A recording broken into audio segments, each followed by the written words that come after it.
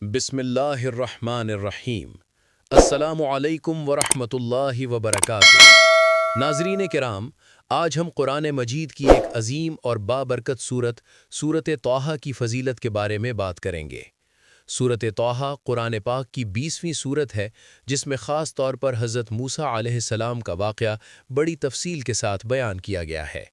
اس سورت میں ہمیں صبر، ہمت، اللہ پر توکل اور دعوت حق کا عظیم درس ملتا ہے۔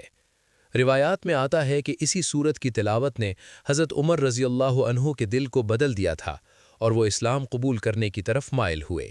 اس سے ہمیں اندازہ ہوتا ہے کہ قرآن کی تاثیر کتنی گہری اور دلوں کو بدل دینے والی ہے۔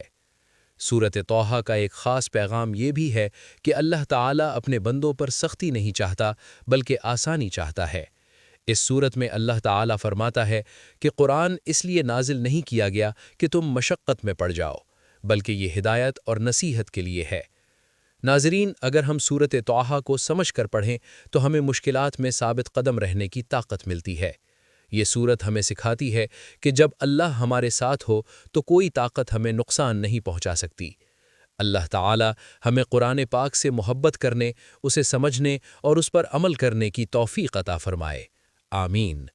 اگر آپ کو یہ ویڈیو پسند آئے تو اسے لائک کریں، شیئر کریں اور ہمارے چینل کو سبسکرائب کرنا نہ بھولیں۔ والسلام علیکم ورحمۃ اللہ وبرکاتہ۔